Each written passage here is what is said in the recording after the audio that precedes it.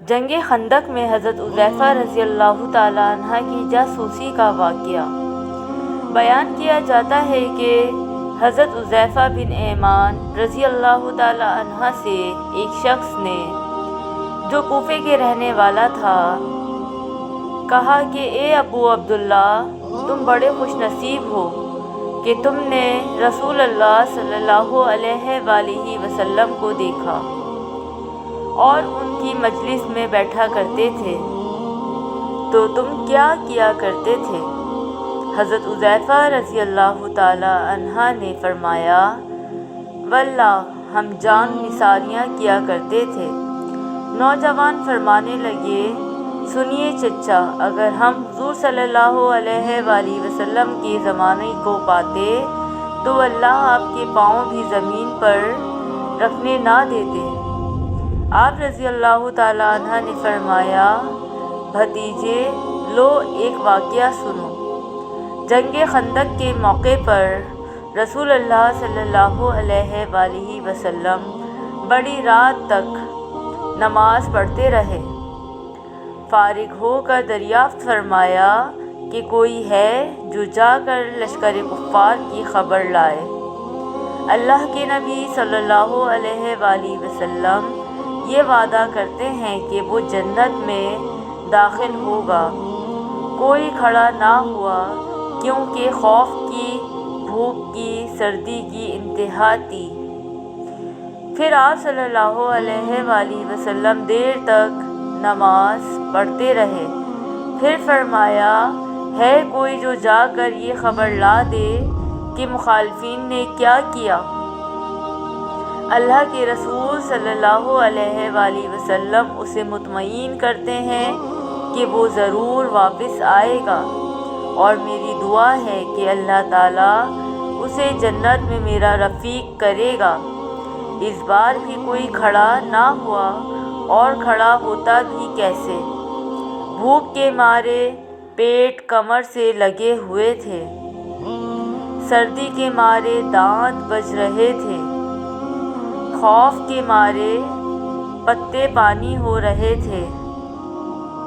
بالآخر میرا نام لے کر رسول اللہ صلی اللہ علیہ وآلہ وسلم نے آواز دی، اب تو کھڑے ہوئے بغیر چارہ ہی نہیں تھا۔ فرمانے لگے، حذیفہ تو جا اور دیکھ کہ وہ اس وقت کیا کر رہے ہیں، دیکھ جب تک میرے پاس واپس نہ پہنچ جائے کوئی نیا کام نہ کرنا۔ میں نے بہت خوف کہہ کر اپنی راہ لی اور جرأت کر کے مشرق میں گھس گیا۔ وہاں جا کر عجیب حال دیکھا کہ دکھائی نہ دینے والے اللہ کے لشکر اپنا کام پھرتی سے کر رہے ہیں۔ چولہوں پر سے دیگیں ہوا نے الٹ دی ہیں، خیموں کی چوبیں اکھڑ گئی ہیں، آگ جلا نہیں سکتے اور کوئی چیز اپنے ٹھکانے نہیں رہی۔ اسی وقت ابو سفیان کھڑا ہوا اور بآواز بلند آواز میں کہنے لگا کہ اے قریشیوں، اپنے اپنے ساتھی سے ہوشیار ہو جاؤ، اپنے ساتھی کو دیکھ بھال لو، ایسا نہ ہو کہ کوئی غیر کھڑا ہو۔ میں نے یہ سنتے ہی میرے پاس جو ایک قریشی جوان تھا اس کا ہاتھ پکڑ لیا اور اس سے پوچھا، تو کون ہے؟ اس نے کہا، میں فلاں بن فلاں ہوں۔ میں نے کہا، اب ہوشیار رہنا۔ پھر ابو سفیان نے کہا، قریشیوں، ہم اس وقت کسی ٹھہرنے کی جگہ پر نہیں ہیں، ہمارے مویشی، ہمارے اونٹ ہلاک ہو رہے ہیں۔ بنو قریظہ نے ہم سے وعدہ خلافی کی ہے، اس نے ہمیں بڑی تکلیف پہنچائی، پھر اس ہوا نے ہمیں پریشان کر رکھا ہے، ہم پکا کر کھا نہیں سکتے، آگ تک جلا نہیں سکتے، خیمے اپنی جگہ ٹھہر نہیں رہے۔ میں تو تنگ آ گیا ہوں اور میں نے تو ارادہ کر لیا ہے کہ واپس ہو جاؤں۔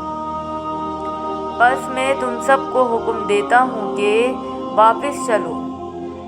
اتنا کہتے ہی اپنے اونٹ پر جو بندھا ہوا بیٹھا تھا چڑھ گیا اور اسے پاؤں مارا کہ وہ 3 پاؤں سے ہی کھڑا ہو گیا۔ پھر اس کا پاؤں کھولا۔ اس وقت ایسا موقع تھا کہ میں ایک تیر میں ہی ابو سفیان کا کام تمام کر دیتا، لیکن رسول اللہ صلی اللہ علیہ وآلہ وسلم نے مجھ سے فرما دیا تھا کہ کوئی نیا کام نہ کرنا، اس لیے میں نے اپنے دل کو روک لیا۔ اب میں واپس لوٹا اور اپنے لشکر میں آ گیا۔ جب میں اپنے لشکر میں پہنچتا ہوں تو میں نے دیکھا کہ رسول اللہ صلی اللہ علیہ وآلہ وسلم ایک چادر کو لپیٹے ہوئے جو آپ کی کسی بیوی صاحبہ کی تھی، نماز میں مشغول ہیں۔ آپ نے مجھے دیکھ کر اپنے پیروں کے درمیان بٹھا لیا اور چادر مجھے بھی اڑا دی، پھر رکوع و سجود کیا اور میں وہی چادر اوڑھے بیٹھا رہا۔ جب آپ فارغ ہوئے تو میں نے سارا واقعہ بیان کیا۔ قریشیوں کے واپس لوٹ جانے کی خبر جب قبیلہ غطفان کو پہنچی تو انہوں نے بھی سامان باندھا اور واپس لوٹ گئے۔ روایت میں ہے کہ حضرت حذیفہ رضی اللہ تعالیٰ عنہ فرماتے ہیں، جب میں چلا تو باوجود کڑاکے کی سردی کے قسم اللہ کی مجھے یہ محسوس ہوتا تھا کہ گویا میں کسی گرم حمام میں ہوں۔ اس میں یہ بھی ہے کہ جب میں لشکر کفار میں پہنچا اسی وقت ابو سفیان آگ سلگائے ہوئے تاپ رہا تھا۔ میں نے اسے دیکھ کر پہچان کر اپنا کمان چڑھا لیا اور وہ بالکل میرے سامنے ہی تھا۔ ناممکن تھا کہ میرا نشانہ خالی جائے، لیکن مجھے رسول اللہ صلی اللہ علیہ وآلہ وسلم کا یہ فرمان یاد آ گیا کہ کوئی ایسی حرکت نہ کرنا کہ وہ چوکنے ہو کر جائیں، تو میں نے اپنا ارادہ ترک کر دیا۔ جب میں واپس آیا اس وقت بھی مجھے کوئی سردی محسوس نہ ہوئی، بلکہ یہ معلوم ہو رہا تھا کہ گویا میں حمام میں چل رہا ہوں۔